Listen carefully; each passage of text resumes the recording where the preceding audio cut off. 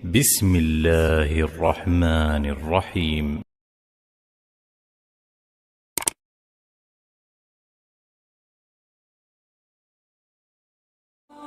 Assalamualaikum warahmatullahi wabarakatuh. Najasyi bisa dikatakan tabi'in, bisa juga dikatakan sebagai sahabat. Hubungannya dengan Rasulullah SAW berlangsung melalui surat menyurat. Ketika beliau wafat, Nabi SAW melakukan sholat gaib untuknya, sholat yang belum pernah Rasulullah lakukan sebelumnya. Dialah Asamah bin Abjar yang dikenal dengan sebutan An-Najasyi. Marilah pada kesempatan yang penuh berkah ini, sejenak kita telusuri kehidupan seorang tokoh besar kaum muslimin ini. Ayah Asamah adalah Raja Negeri Habasyah, dan dia tidak memiliki anak melainkan beliau. Kondisi ini dipandang kurang baik untuk masa depan negeri itu. Sebagian tokoh Habasyah saling berbisik, raja kita hanya memiliki seorang putra, dia hanya menyusahkan. Dia akan mewarisi tahta bila raja wafat dan mengantarkan kita ke arah kebinasaan. Lebih baik kita bunuh sang raja dan kita angkat saudaranya menjadi raja baru. Dia memiliki 12 putra yang membelanya semasa hidup dan menjadi pewarisnya bila meninggal. Dengan gencar, setan membisik dan memprovokasi mereka hingga mereka membunuh raja dan mengangkat saudaranya untuk menggantikannya. Kini Asamah diasuh oleh pamannya. Dia tumbuh menjadi pemuda yang cerdas, penuh semangat, ahli berargumen dan berkepribadian luhur. Ia menjadi andalan pamannya dan diutamakan lebih daripada anak-anaknya sendiri. Namun setan kembali memprovokasi para pembesar Habasyah. Mereka kembali berembuk. Di antara mereka berkata, "Kita khawatirkan bila kerajaan ini jatuh ke tangan pemuda itu, pastilah dia akan membalas dendam atas kematian ayahandanya dahulu." Akhirnya mereka menghadap raja dan berkata, "Tuanku, kami tidak bisa merasa aman dan tentram bila tuan belum membunuh Asamah atau menyingkirkannya dari sini. Dia telah beranjak dewasa dan kami khawatir dia akan balas dendam." Mendengar permintaan tersebut, raja sangat murka dan berkata, "Sejahat-jahat kaum adalah kalian. Dahulu kalian membunuh ayahnya dan sekarang kalian memintaku untuk membunuhnya pula. Demi Tuhan, aku tak akan melakukannya." Kemudian mereka berkata, "Kalau begitu, kami akan mengasingkannya dari negeri ini." Sang raja tak berdaya menghadapi tekanan dan paksaan para pejabat yang jahat itu. Tak lama setelah diusirnya Asamah, tiba-tiba terjadi peristiwa di luar dugaan. Badai mengamuk disertai guntur dan hujan lebat. Sebatang pilar istana roboh menimpa sang raja yang sedang berduka akibat kepergian keponakannya. Beberapa waktu kemudian, sang raja pun wafat. Rakyat Habasyah berunding untuk memilih raja baru. Mereka mengharapkan salah satu dari 12 putra raja, namun ternyata tak ada satupun dari mereka yang layak menduduki tahta. Mereka menjadi cemas dan gelisah, terlebih setelah mendapati bahwa negeri-negeri tetangga menunggu kesempatan untuk menyerang. Kemudian ada salah seorang di antara mereka berkata, "Demi Tuhan pemilik Ka'bah, tak ada yang patut menjadi pemimpin kalian, kecuali pemuda yang kalian usir itu. Jika kalian memang peduli dengan negeri Habasyah, carilah dia dan pulangkanlah dia." Mereka pun bergegas mencari Asamah dan membawanya pulang ke negerinya. Lalu mereka meletakkan mahkota di atas kepalanya dan membaiatnya sebagai raja. Mereka memanggilnya dengan Najasyi. Dia memimpin negeri secara baik dan adil. Kini Habasyah diliputi kebaikan dan keadilan setelah sebelumnya didominasi oleh kezaliman dan kejahatan. Saat yang bersamaan dengan naiknya Najasyi menduduki tahta di Habasyah, di tempat lain Allah Subhanahu wa Ta'ala mengutus nabinya, yakni Muhammad SAW, untuk membawa agama yang penuh hidayah dan kebenaran. Satu persatu as-sabiqunal awalun memeluk agama yang dibawa Nabi Muhammad SAW. Orang-orang Quraisy mulai mengganggu dan menganiaya mereka. Ketika Mekah sudah terasa sesak bagi kaum muslimin karena gencarnya tekanan-tekanan musyrikin Quraisy, Rasulullah SAW bersabda, "Di negeri Habasyah bertahta seorang raja yang tidak suka berlaku zalim terhadap sesama. Pergilah kalian ke sana dan berlindunglah di dalam pemerintahannya, sampai Allah Subhanahu wa Ta'ala membukakan jalan keluar dan membebaskan kalian dari kesulitan ini. Maka berangkatlah rombongan muhajirin pertama dalam Islam yang berjumlah 80 orang ke Habasyah. Di negeri baru itu, mereka mendapatkan ketenangan dan rasa aman, bebas menikmati manisnya takwa dan ibadah tanpa gangguan.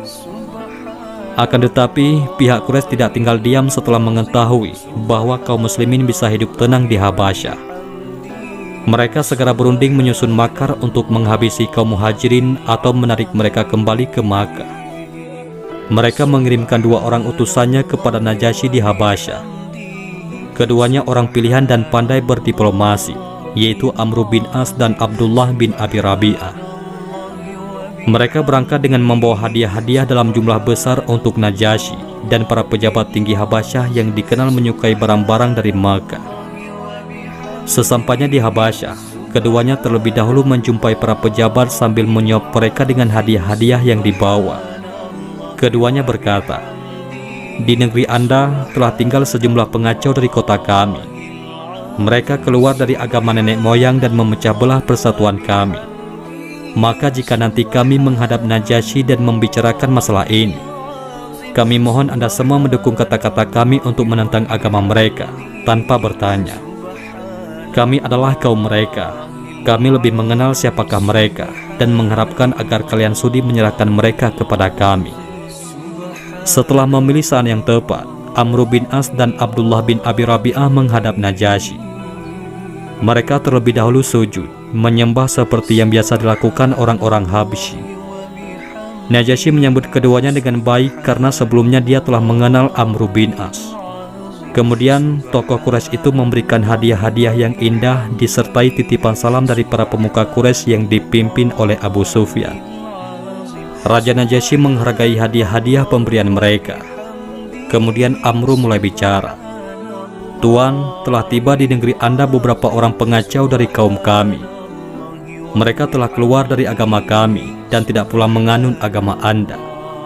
Mereka mengikuti agama baru yang kami tidak mengenalnya, begitu pula Anda.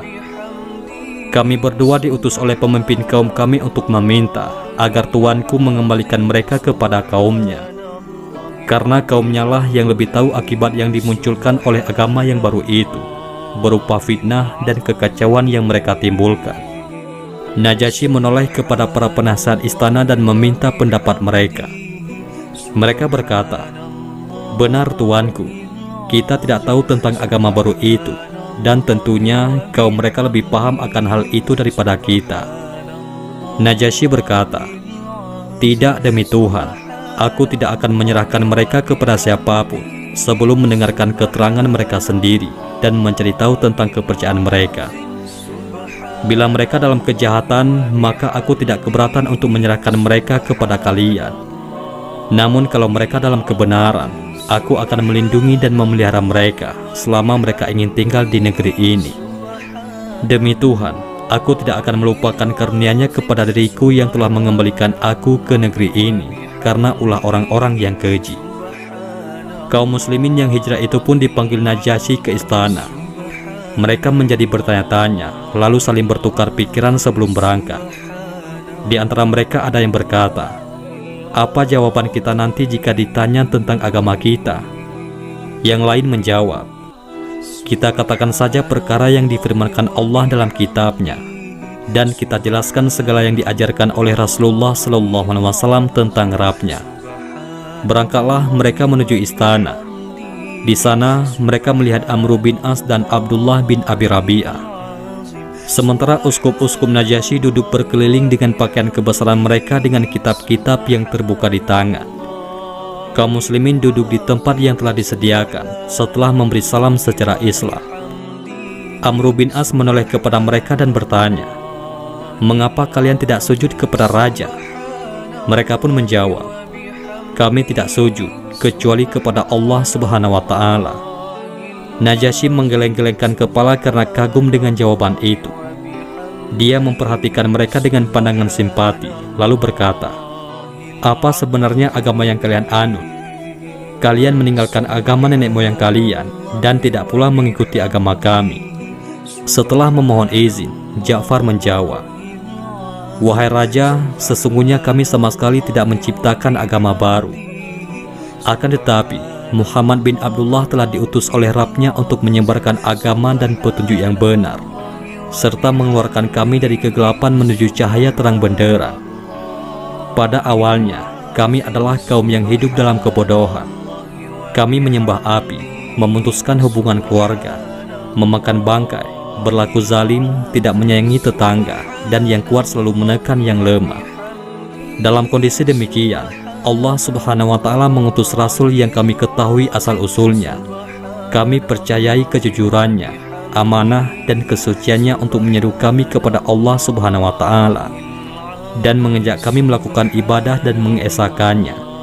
Dia memerintahkan agar kami menegakkan sholat, membayar zakat, berpuasa pada bulan Ramadan, dan meninggalkan penyembahan terhadap berhala dan batu-batu.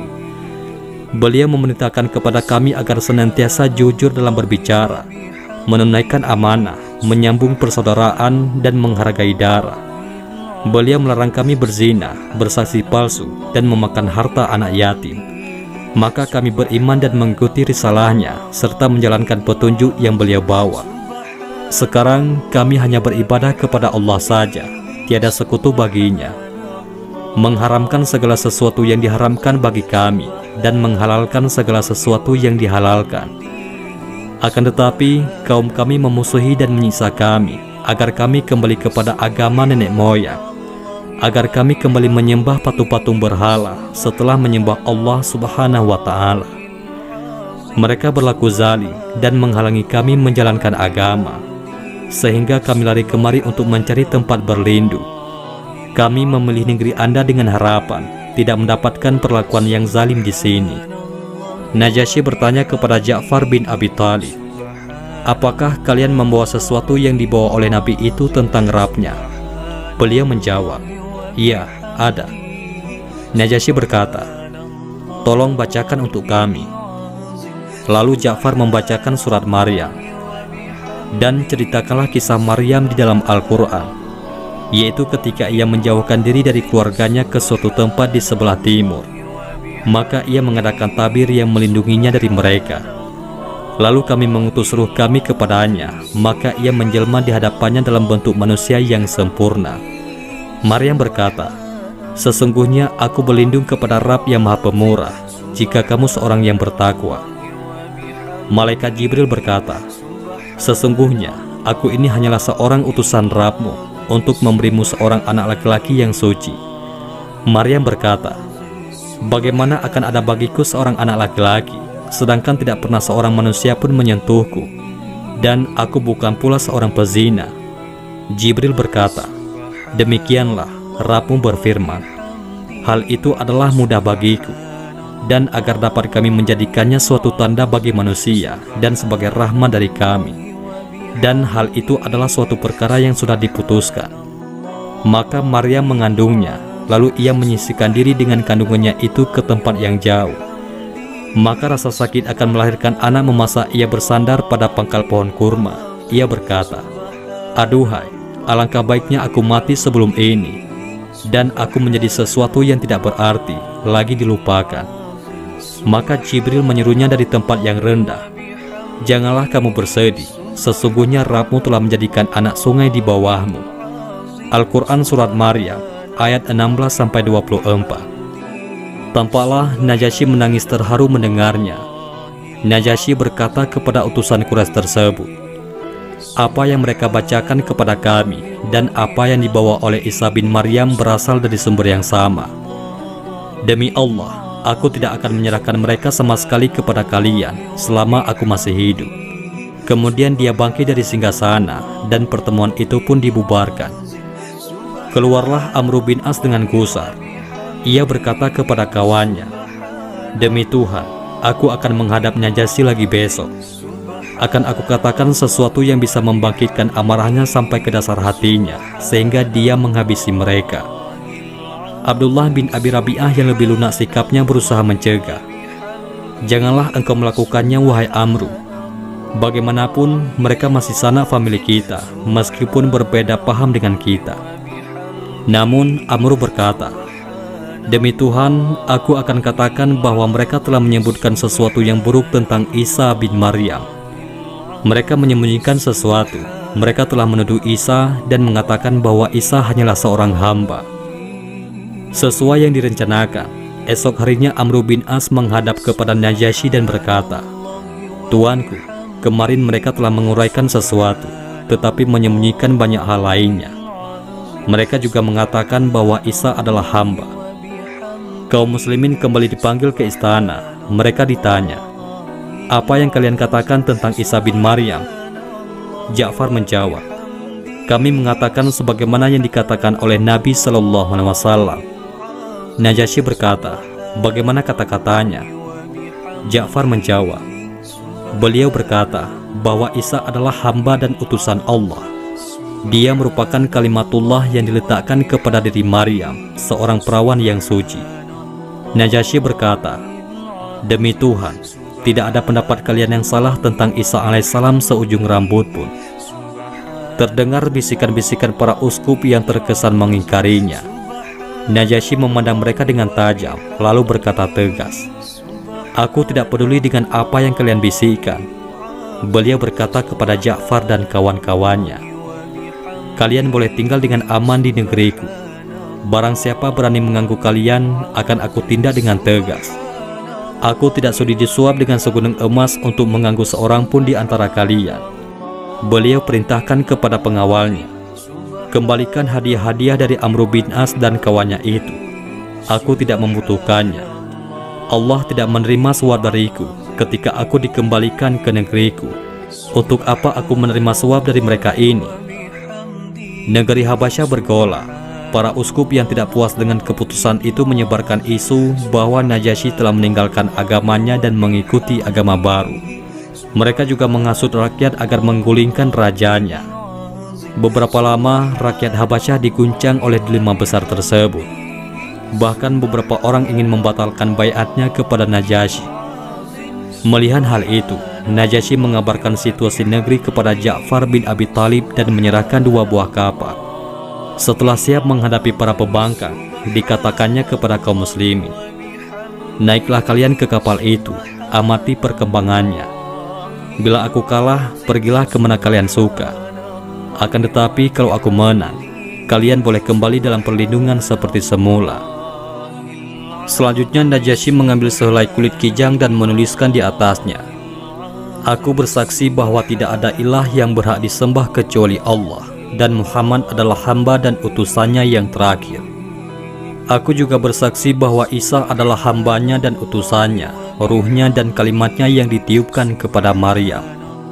Dipakainya tulisan itu di dada, kemudian dia mengenakan pakaian perangnya dan pergi bersama para prajuritnya. Berdirilah Najasyi menghadapi para penentang-penentangnya. Dia berkata, "Wahai rakyat Habasyah, katakanlah bagaimana perlakuanku terhadap kalian." Mereka menjawab, "Sangat baik tuanku." Najasyi berkata, "Lalu mengapa kalian menentangku?" Mereka berkata, "Karena Anda telah keluar dari agama kita dan mengatakan bahwa Isa adalah seorang hamba." Najasyi berkata, "Bagaimana menurut kalian sendiri?" Mereka menjawab, "Dia adalah putra Allah." Maka Najasyi mengeluarkan tulisan yang dipakainya di dada, kemudian diletakkan di atas meja dan berkata, "Aku bersaksi bahwa Isa bin Maryam tidaklah lebih dari yang tertulis di sini." Di luar dugaan, ternyata rakyat menerima dengan senang pernyataan Najasyi. Mereka membubarkan diri dengan lega. Rasulullah Shallallahu Alaihi Wasallam semakin percaya kepada Najasyi.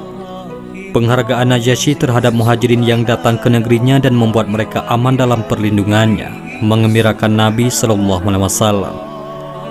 Apalagi setelah mendengar kecondongannya kepada Islam dan keyakinannya akan kebenaran Al-Quran, hubungan Najasyi dengan Rasulullah Shallallahu Alaihi Wasallam semakin erat. Memasuki tahun baru 7 Hijriah, Rasulullah Shallallahu Alaihi Wasallam berkehendak untuk berdakwah kepada 6 orang pemimpin negeri tetangga agar mau masuk agama Islam. Beliau menulis surat untuk mengingatkan mereka akan iman serta menasihatkan tentang bahaya syirik dan kekufuran. Maka beliau menyiapkan 6 orang sahabat. Terlebih dahulu, mereka mempelajari bahasa kaum yang hendak didatangi agar dapat menyelesaikan tugas dengan sempurna. Setelah siap, keenam sahabat tersebut berangkat pada hari yang sama. Di antara mereka ada Amr bin Umayyah Ad-Damari yang diutus kepada Najasyi di negeri Habasyah. Sampailah Amr bin Umayyah Ad-Damari di hadapan Najasyi. Dia memberi salam secara Islam dan Najasyi menjawabnya dengan lebih indah serta menyambutnya dengan baik. Setelah dipersilakan duduk di majelis Habasyah, Amr bin Umayyah memberikan surat Rasulullah SAW kepada Najasyi dan langsung dibacanya. Di dalamnya tertulis ajakan kepada Islam disertai beberapa ayat Al-Quran. Najasyi menempelkan surat itu di kepala dan matanya dengan penuh hormat. Setelah itu, dia turun dari singgasana dan menyatakan keislamannya di depan hadirin. Selesai mengucapkan syahadat, dia berkata, "Kalau saja aku mampu untuk mendatangi Muhammad SAW, niscaya aku akan duduk di hadapan beliau dan membasuh kedua kakinya." Kemudian beliau menulis surat jawaban pendek kepada Rasulullah SAW yang berisi pernyataan menerima dakwahnya dan keimanan atas kenabiannya. Selanjutnya, Amr bin Umayyah menyodorkan surat Nabi SAW yang kedua. Dalam surat itu, Rasulullah SAW meminta agar Najasyi bertindak sebagai wakil untuk pernikahan beliau dengan Ramlah binti Abu Sufyan, yang termasuk rombongan muhajirin ke Habasyah. Sedangkan Ramlah, yang biasa dipanggil Ummu Habibah itu, memiliki lika-liku hidup yang berakhir dengan kebahagiaan. Meski sepintas, marilah kita simak perjalanannya. Ramlah binti Abu Sufyan adalah salah satu penentang kepercayaan ayahnya, yaitu sang pemuka Quraisy itu. Dia menyatakan keimanannya kepada Allah Subhanahu wa Ta'ala dan Rasulnya bersama suaminya, yakni Ubaidullah bin Jahsy. Oleh karena itu, pasangan suami istri ini termasuk yang mendapat gangguan dari orang-orang Quraisy. Keduanya ikut dalam rombongan muhajirin yang berlindung kepada Najasyi di Habasyah demi mempertahankan dinullah. Seperti yang telah disaksikan, para muhajirin itu mendapat pelayanan yang baik dan jaminan keamanan dari Najasyi, sehingga terbayang dalam angan Ummu Habibah bahwa semua deritanya akan segera berlalu. Dia tidak tahu perihal sesuatu yang disembunyikan takdir untuknya. Allah Subhanahu wa Ta'ala berkehendak menguji Ummu Habibah dengan ujian berat yang mampu menguncangkan akal. Tidak disangka, Ubaidullah bin Jahsy menjadi murtad. Dia masuk agama Nasrani dan berbalik memusuhi Islam serta kaum muslimin. Pekerjaannya hanya duduk-duduk di tempat maksiat dan menjadi pemabuk berat. Bahkan dia memberikan tawaran kepada Ummu Habibah, ikut agama Masehi seperti dirinya atau diceraikan. Di hadapan Ummu Habibah ada 3 pilihan yang sulit. Pertama, mengikuti suami dan menjadi seorang Nasrani, yang demikian dia akan dikutuk dunia dan akhirat. Kemudian yang kedua, yaitu kembali kepada ayahnya di Mekah yang masih hidup dalam kemusyrikan. Dan yang ketiga, tetap di Habasyah, seorang diri dalam pengasingan bersama putrinya, yaitu Habibah. Akhirnya, beliau mengutamakan ridha Allah Subhanahu wa Ta'ala di atas segala masalah, dan bertekad tetap tinggal di Habasyah bersama muhajirin lainnya, sampai Allah Subhanahu wa Ta'ala menunjukkan jalan keluar. Tak berselang lama, beliau merasakan duka cita. Suaminya mati dalam keadaan mabuk. Setelah masa iddahnya habis, datanglah pertolongan Allah untuknya. Pagi itu amat cerah saat terdengar suara kutukan di pintu rumah Ummu Habibah. Ketika dibuka, seorang wanita utusan Najasyi memberi salam dan berkata, "Tuanku Najasyi mengirimkan salamnya untuk Anda dan berpesan bahwa Muhammad Rasulullah SAW telah meminang Anda. Baginda Najasyi ditunjuk sebagai wakil untuk akad nikah. Maka bila Anda menerima pinangan itu, bersiaplah segera menunjuk pihak yang menjadi wali Anda." Betapa tidak terukur kebahagiaan Ummu Habibah. Beliau berkata kepada utusan tersebut, "Semoga Anda mendapatkan kebahagiaan dari Allah. Semoga Anda mendapatkan kebahagiaan dari Allah." Kemudian Ummu Habibah berkata, "Aku menunjuk Khalid bin Sa'id bin As sebagai wakilku, karena dialah kerabatku yang terdekat di negeri ini." Begitulah, hari itu istana Najasyi tampak semarak. Seluruh sahabat yang ada di Habasyah hadir untuk menyaksikan pernikahan Ummu Habibah dengan Rasulullah SAW. Setelah segalanya siap, Najasyi mengucapkan tahmid dan berkata, "Amma ba'du, saya penuhi permintaan Rasulullah SAW untuk menikahkan dengan Ramlah binti Abu Sufyan. Saya berikan mahar sebagai wakil Rasulullah berupa 400 dinar emas berdasarkan sunatullah dan sunnah Rasulnya." Kemudian Najasyi mempersiapkan 2 buah kapal untuk mengantarkan Ummul Mukminin Ramlah binti Abu Sufyan dan putrinya, yaitu Habibah, beserta sisa-sisa kaum muslimin yang ada di Habasyah. Sejumlah rakyat Habasyah yang beriman kepada Allah dan Rasulnya turut bersama mereka. Mereka rindu untuk berjumpa langsung dengan Nabi SAW dan sholat di belakang beliau. Rombongan tersebut dipimpin oleh Ja'far bin Abi Thalib. Najasyi juga memberikan beberapa bingkisan untuk Rasulullah. Di antaranya ada 3 batang tongkat Habasyah yang terbuat dari kayu-kayu pilihan. Di kemudian hari, 1 tongkat itu dipakai oleh beliau sendiri, dan yang lain dihadiahkan kepada Umar bin Khattab dan Ali bin Abi Thalib. Bilal selalu membawanya bila berjalan di muka Rasulullah SAW. Tongkat tersebut juga biasa didirikan di hadapan Nabi sebagai sutra ketika ditegakkan sholat, yakni tatkala tempat-tempat yang tidak ada masjid atau bangunan lainnya, atau di dalam perjalanan. Pada masa kekhalifahan Abu Bakar As-Siddiq, Bilal yang memegang tongkat itu. Lalu pada zaman Umar bin Khattab dan Utsman bin Affan, tongkat tersebut beralih ke tangan Su'an al-Qurazi. Begitu seterusnya, berganti setiap pergantian khalifah. Ada juga hadiah perhiasan-perhiasan, di antaranya ada cincin emas. Nabi SAW menerimanya, tetapi tidak dipakai sendiri, melainkan diberikan kepada Umamah, yaitu cucu dari putri beliau, yakni Zainab. Tidak berselang lama sebelum Fatu Makkah, Najasyi wafat. Rasulullah SAW memanggil para sahabat untuk melakukan sholat gaib. Padahal Nabi SAW belum pernah sholat gaib sebelum kematian Najasyi dan tidak pula setelahnya. Semoga Allah meridai Najasyi dan menjadikan surganya yang kekal sebagai tempat kembalinya. Sungguh, dia telah menguatkan kaum muslimin di saat mereka lemah, memberikan rasa aman di saat mereka ketakutan, dan dia melakukan hal itu semata-mata karena mencari ridha Allah Subhanahu wa Ta'ala. Wallahu a'lam bishawab. Mudah-mudahan ini semua bermanfaat. Assalamualaikum warahmatullahi wabarakatuh.